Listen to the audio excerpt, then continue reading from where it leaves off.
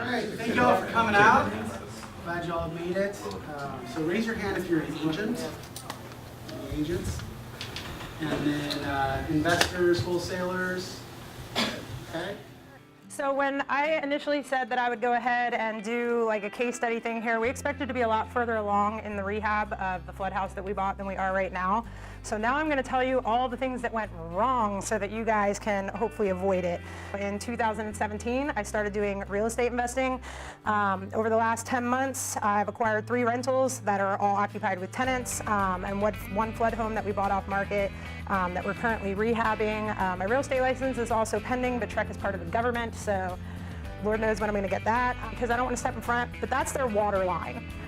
So they got about 4.5 feet out there. I don't know if any of y'all have been out in Bear Creek in the last, I'd say, few months. It looks like Harvey happened there a week and a half ago. I'd never bought a flood house before, so this was something I learned after I bought it. Oh, that stuff needs to come out, and it probably caused a problem while it was there.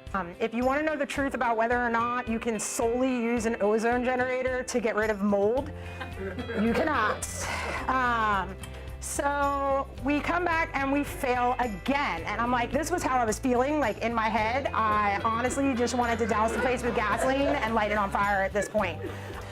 So the current state of this flood house is that the plumbing's been changed out, all the new PEX has been installed, the electrical's been overhauled, and a new line was added to support the dishwasher. The sheathing's been replaced, the installation is installed, the drywall is currently going up, and I know that tomorrow they start on the bathrooms. But one of the things we really try to do is we really try to up the level of service in the wholesale market. So we try to figure out exactly what our buyers are looking for and really try to deliver that product to that person, right? If you're not looking for properties in Pasadena, I don't want to send you properties in Pasadena. So we heard the storm was rolling in. Naturally, with our experience, we got a little worried about it, okay? Has anybody heard of an aqua dam before or seen it on the news? Okay, so who's heard of the aqua dam or seen it?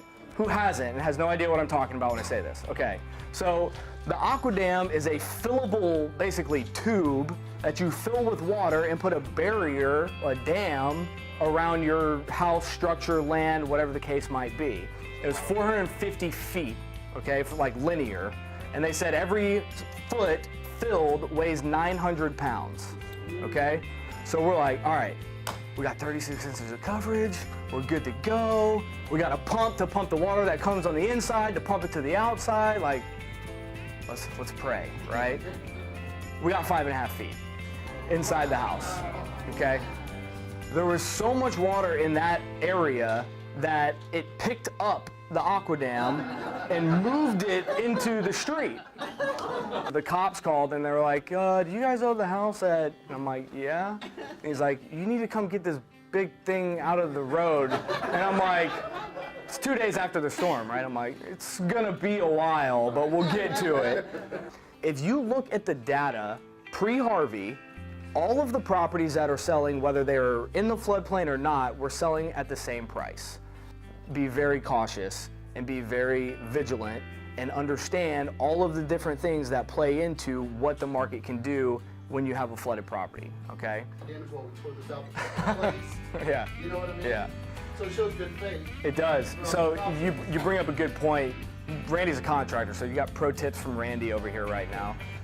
But very good point. So if you are buying a flood house, this is what we do on all the flood houses we buy, get some kind of test done from a third party that says, I certify that this house is either mold-free or within acceptable levels, because what that does is that shows that you're doing the proper due diligence that you should as a homeowner.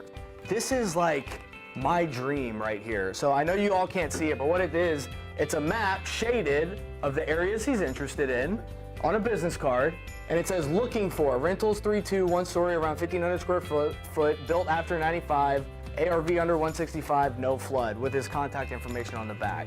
Like, this is such a freaking good idea, right? If you like what you hear today, please leave a positive review on the Meetup page. If you don't have to leave a review.